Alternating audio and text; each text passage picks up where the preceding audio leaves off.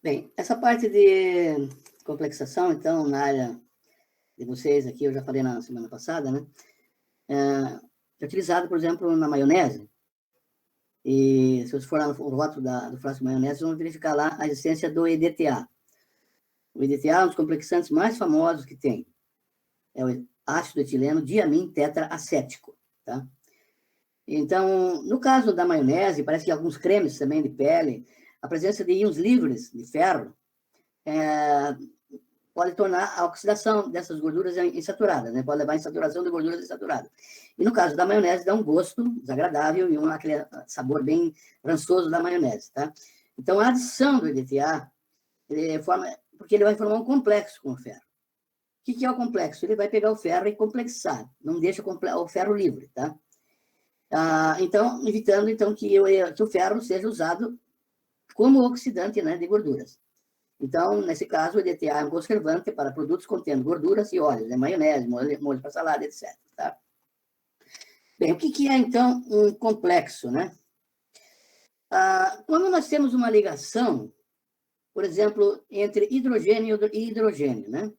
Nós temos um orbital atômico de um átomo de hidrogênio que se une a outro orbital atômico de outro átomo de hidrogênio, formando o gás hidrogênio, o H2, tá? E cada um desses átomos, então, fornece um elétron para o enlace, para a ligação covalente, tá? Esse é o processo de ligação convencional, então, que a gente está acostumado a trabalhar. No caso dos compostos de coordenação, tá? Ou nos complexos, nós falamos na aula passada que eles funcionam como ácidos ou bases de Lewis, tá? Qual a diferença aqui entre o gás hidrogênio, tá? Que é a ligação covalente, e os ácidos de Lewis e bases de Lewis? O que é um ácido de Lewis? São todas aquelas espécies que têm orbitais vazios, tá? Orbitais vazios. Não tem nenhum elétron preenchendo esse orbital. Então, ali ele pode receber um par completo. Veja, no caso do hidrogênio, cada átomo de hidrogênio forneceu um elétron para o par, para o orbital. Tá? Agora, no caso dos complexos, no caso do ácido de Lewis, ele tem um orbital vazio, que ele aceita um par de elétrons de uma outra substância que tem um par de elétrons. Por exemplo, a água, né? No oxigênio, nós temos 2 pares de elétrons disponíveis no oxigênio. Tá? No caso do nitrogênio, na amônia, nós temos um par de elétrons disponível, certo? Então, esses pares de elétrons podem entrar, preencher esses orbitais vazios, é o que acontece nos complexos. Então, a diferença está no tipo de ligação. Então, no caso de uma ligação covalente comum, cada átomo fornece um elétron para o compartilhamento. Tá? No caso de um complexo, uma espécie fornece o orbital vazio, que é o ácido de Lewis, e a outra espécie fornece o par de elétrons, que é a base de Lewis. Tá? Então, aí que entra a questão de ácido e base de Lewis, o conceito, né? Só que um tem um orbital vazio, ele fornece só o orbital, ele não está fornecendo um elétron, ele está fornecendo o orbital. E o outro está fornecendo o par de elétrons para preencher esse orbital. Tá? Então, essa é a diferença. Então, os complexos ou compostos de coordenação são espécies formadas por um átomo ou um íon metálico central, tá? Que se ligam às outras moléculas por ligações coordenadas. Essas ligações, onde um das espécies fornece o orbital e o outro fornece o par de elétrons, a gente chama de ligação de coordenação, tá? Então, nós temos no caso do complexo, nós temos um metal, veja nessa figura aqui, nós temos o cobalto, tá? E tem 6 ligantes, 6 amônia. Cada amônia, tá, tem um par de elétrons. Então, cada átomo de nitrogênio aqui na amônia está fornecendo esse par de elétrons para os orbitais vazios do cobalto. Então, o cobalto tem 6 orbitais vazios aqui, tá? E ele é o íon metálico central. E essas moléculas de amônia, que estão em volta dele, são os ligantes, tá? Ligantes coordenadas pelo nitrogênio, pelo par de elétrons do nitrogênio. Tá? Então, essa é a definição de complexo. É um metal, né? É um metal, ou um íon metálico central, né? Que se liga a outras moléculas por ligações coordenadas, e essas moléculas são chamadas de ligantes. Tá? Então,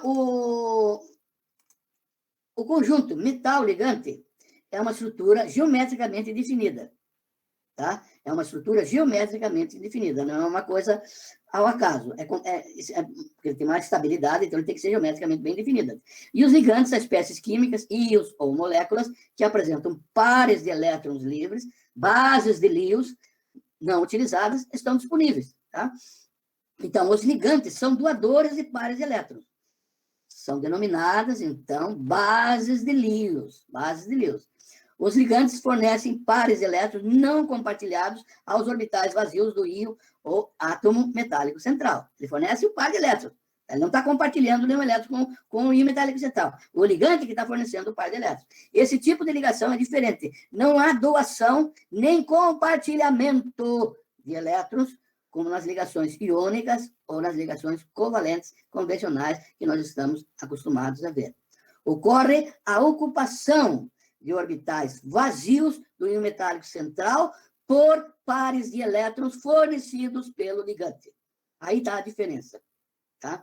No momento que a gente entende como é que ocorre essa interação, a gente começa a entender como é que funcionam esses complexos, essas substâncias complexas. Tá? Então, por exemplo, o cobre pode coordenar até 4 moléculas de água. Cada molécula de água tem um par de elétrons aqui. Então, a água vai fornecer esse par de elétrons para o íon metálico central, que no caso é um íon cobre aqui. Pode ser um metal ou um íon metálico central, um íon metálico. Aqui, no caso, é um íon, um cobre 2+. Tá? Então, ele vai coordenar, certo? E não é naquela ligação convencional, não. É uma ligação coordenada, tá? É uma ligação onde a molécula de água, que está atuando como ligante, quatro ligantes, 4 moléculas de água, cada molécula de água está fornecendo os pares de elétrons. Então, elas estão atuando aqui como bases de líons. Tá? E estão ocupando esses orbitais vazios fornecidos pelo íon cobre 2+, ele está atuando como ácido de líons. E aqui forma-se o íon complexo. Tá? O íon complexo. Como é que funciona? Vamos pegar, por exemplo, o caso do cromo. Tá? O caso do cromo. O íon cromo, tá? O íon cromo 3+, tá? O íon cromo. Então, o íon cromo tem, o átomo de cromo tem 24 elétrons, tá? O íon cromo tem 21 elétrons, tá? Porque o cromo perdeu 3 elétrons, aqui tem 21 elétrons, tá? Então, se nós fazermos a distribuição eletrônica, tá? Se nós fazermos a distribuição eletrônica, deixa eu aumentar essa figurinha aqui, se nós fazermos a distribuição eletrônica, vai ficar o seguinte, tá? Então, no orbital 1s, vai ficar 2 elétrons, tá? Um para cima e outro para baixo. No 2s, 2 elétrons, um para cima e outro para baixo. No P, Px, Py, Pz, 2 para cada, são mais 6, né? P são 6. 3s, tem mais 2 elétrons aqui, um para cima e um para baixo. O 3p, 6 elétrons, a mesma coisa, tá? Para cima, para baixo, para cima, para baixo, para cima, para baixo. Aí ele vai semi-preencher o orbital 3D. 3D, tá? Então, aqui, agora ocorre um fenômeno que a gente chama de hibridização, tá? Então, esse orbital e esse orbital, eles se fundem, tá? Formando, então, um orbital híbrido. Um orbital híbrido, tá? Que a gente chama de 3D, que são, olha, vamos voltar atrás, 2 do D, 3D, 1 do S e 3 do P, tá? 3 do P. Eles se fundem, esses 3 orbitais, ó, 3D, aqueles dois, né? 3D, o 4S e os 3 do 4P, tá? Então, voltando aqui de novo, só para nós entender. Estes 2 orbitais aqui do subnível 3D, esse 4S e esse 4P, esses 3 orbitais 4P aqui se fundem. Eles formam um só, tá? Eles formam um novo orbital híbrido, tá? Um novo orbital híbrido. Então, nesse orbital, eles têm, então, tem 1, 2, 3, 4, 5, 6 orbitais vazios, tá? Tá? Então, esses novos orbitais vazios passam a ser uma nova camada externa com uma hibridização do tipo D2, que veio dos 3D, tá? 1S e 3P, P3. Tá? Eles se fundiram, se rearranjaram e formaram essa nova estrutura, esse orbital híbrido. Tá? E nesse orbital híbrido, então, eu tenho tenho 4 casinhas vazias aqui. Ó.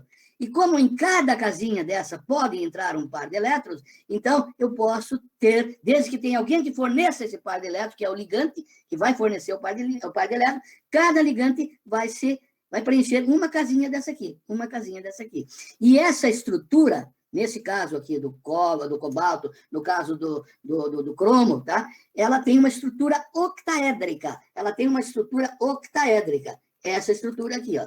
Tá? Então, eu tenho 1, 2, 3, 4, 5, 6 orbitais híbridos de 2sp3, aos quais, então, eu posso anexar, podem ser, digamos, anexados 6 moléculas de amônia.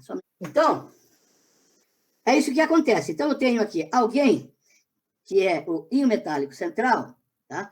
Que tem os orbitais vazios, que se arranjaram, tá? Se arranjou 2 do subnível 2, 1 do S e 3 do P, e eles podem acomodar até 6 ligantes, até 6 ligantes, cada um fornecendo um par de elétrons para preencher esses orbitais.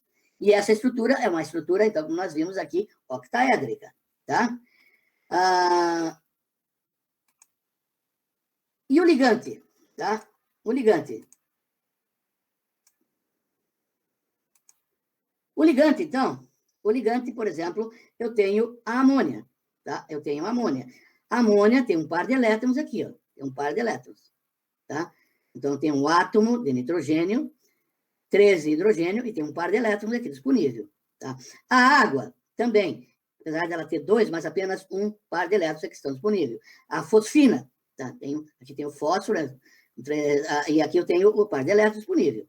Tá? E, enfim, esses ligantes aqui são neutros, outros são iônicos, né, como o caso do cianeto, como é o caso do nitroso, dos aletos, dos isocianatos, dos tiocianatos, e cada um desses ligantes pode coordenar ou pode preencher esses orbitais vazios aqui. Então, no caso, se for a água, eu tenho uma molécula de água, 2, 3, 4, 5, 6. Tá? Então, eu vou ter uma estrutura similar a essa aqui, ó. A essa aqui, ó. Tá? Uma estrutura similar. Aqui, pode ser amônia também, tá? Pode ser a água, pode ser a amônia. Então, tem 1, 2, 3, 4, 5, 6 ligantes, né? E o íon metálico central, no caso aqui, é o cobalto. Tá? Então, esta é a estrutura de um complexo ou de um composto de coordenação. Tá? Então, eu quero que vocês entendam esse tipo de mecanismo.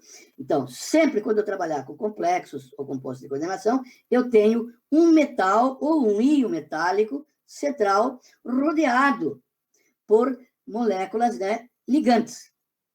Tá? Então, o metal, ele tem orbitais vazios disponíveis a receber pares de elétrons desses ligantes. É o que está acontecendo aqui. Então, a amônia ou a água, que nós vimos ali, que eles têm pares de elétrons, eles podem fornecer cada molécula de água, cada molécula de amônia pode fornecer um par de elétrons para o íon metálico central, para o cobalto aqui. Tá? E a carga dele continua. Por que continua? Está lá a carga dele. Ainda continua aqueles 3 orbitais semi-preenchidos que ele pode agora receber o contraíon, né? No caso aqui, nesse caso aqui que nós estamos vendo, o contraíon é o cloreto, tá? Então, assim por diante. É assim que funcionam os compostos de coordenação. Assim que funcionam os compostos de coordenação. Agora, uma coisa interessante também dos compostos de coordenação é o seguinte, tá? Com relação aos ligantes. Então, eu posso ter ligantes neutros, como o caso da amônia, como o caso da água, como o caso do tiocianato, né? Eu posso ter ligantes também iônicos, tá? Iônicos. E só que, dependendo do número de pares de elétrons que o ligante dispõe, nós podemos ter ligantes monodentados, tá? Então, cada ligante desse ocupa um orbital do íon metálico central. Estão entendendo? Ligantes monodentados. Cada um ligante está se unindo ao íon metálico central. Eu posso ter um ligante bidentado, ele tem 2 pares de elétrons. Aí ele pode ocupar 2 orbitais do íon metálico central. Tá? Eu posso ter um ligante tridentado, ele pode ocupar, tá, 3 pares de elétrons. Eu posso ter um ligante tetradentado. Ele pode ocupar 4 desses orbitais vazios. 4 desses orbitais vazios. E eu posso ter ligantes hexadentados, como é o caso do EDTA, que ele pode ocupar os 6 orbitais simultaneamente. É óbvio que um ligante monodentado, tá? Um ligante monodentado liga-se apenas um ponto. Um bidentado liga-se em 2 pontos. Ele segura muito mais. Um tridentado em 3 pontos, muito mais ainda. Um tetradentado, mais ainda. Um hexadentado, ele prende muito mais do metálico central. Aí o metálico central fica inetizado, ele não consegue sair. É o que acontece com o ferro lá na maionese. Nós não queremos que o ferro saia para oxidar as gorduras da maionese ou dos sucos ali. Então, o que a gente usa? Usa um ligante bem forte, um ligante muito forte, que no caso é o EDTA, que ele vai prender com 6 garras, 6 pontos, ele vai prender, então, o ferro fica morto, fica inetizado completamente, fica imóvel ali dentro.